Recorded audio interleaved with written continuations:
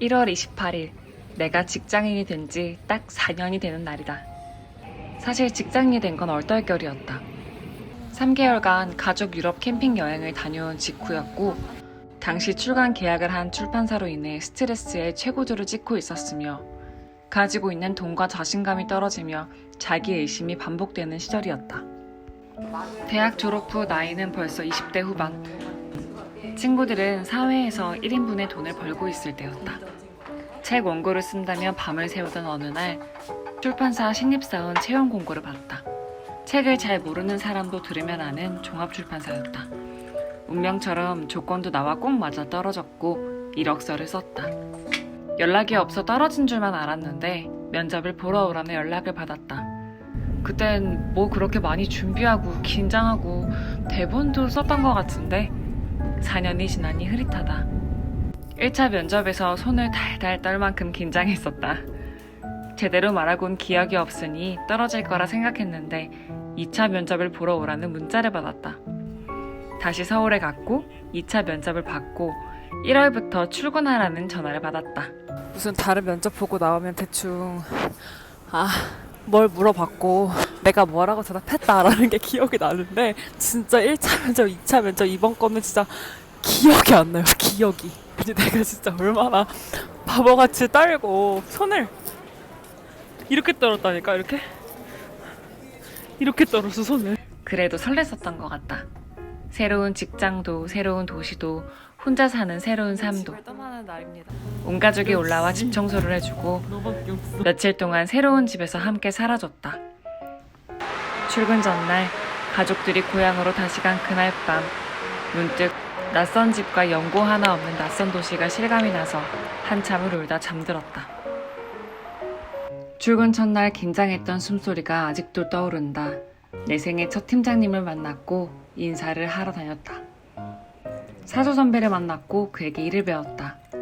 기한을 올리고 전표를 치는 행정적인 일부터 마케팅 플랜을 짜고 실행하는 실무적인 일까지 1년은 어떻게 지나갔는지 모르겠다.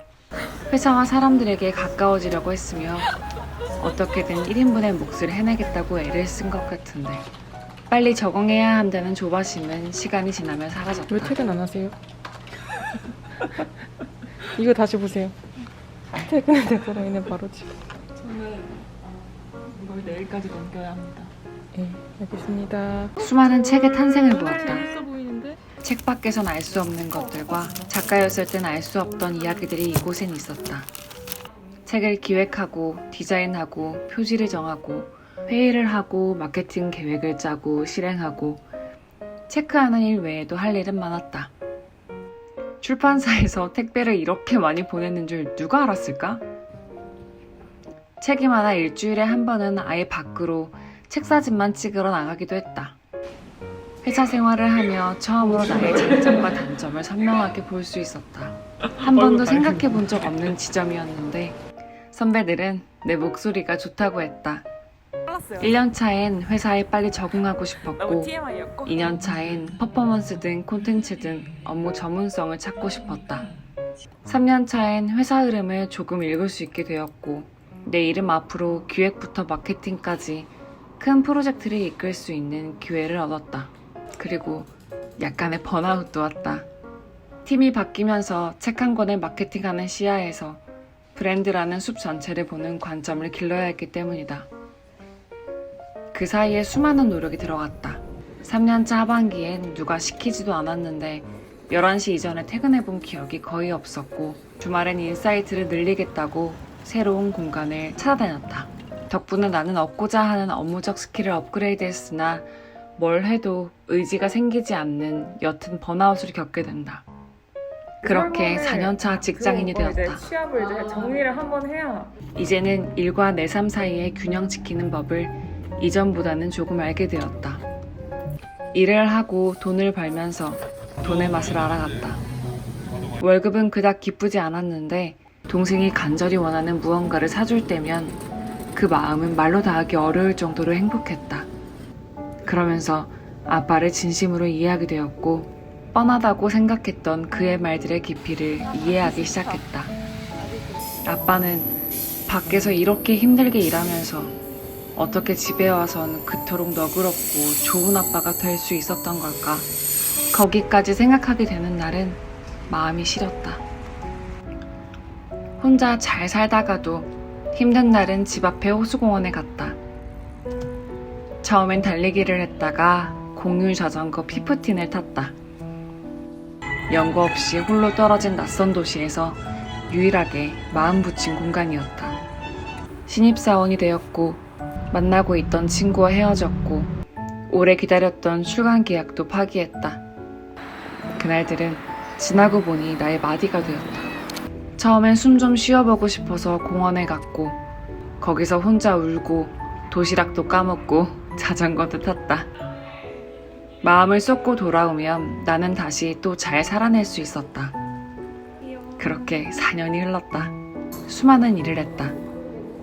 책을 만드는 마음과 책을 읽는 마음을 이해하는 사람이 되었고 일의 기쁨과 슬픔 사이에서도 다시 책을 사랑하는 사람이 되었다.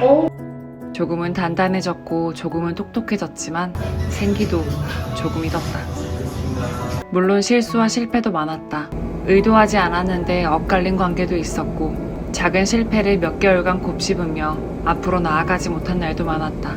하지만 그럼에도 불구하고 매일을 성실히 살았다. 일하고 호수공원을 달리고 자전거 출퇴근을 하면서 새로운 공간을 가고 공연을 보고 여행을 떠나면서 사랑하는 사람들을 만나고 그들과 대화하며 깨닫고 기도하는 마음으로 하루를 작은 사랑으로 채우려고 노력했다. 그러니 내가 살아낸 4년이 마냥 서툴렀다고 얘기하고 싶진 않다. 별로인 것도 많았지만 최선을 다했으니까. 4년 동안 나는 회사에서 최선을 다했다. 최선을 다해 일했고 회사에 온 마음을 다 썼다.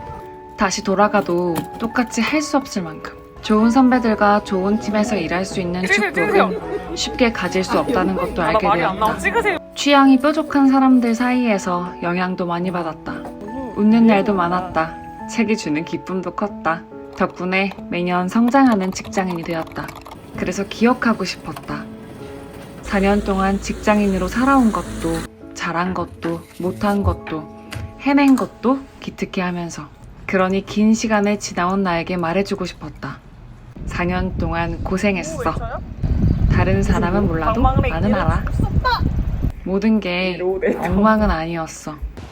나는 정말 이 말을 나에게 나만큼은 꼭 해주고 싶었다.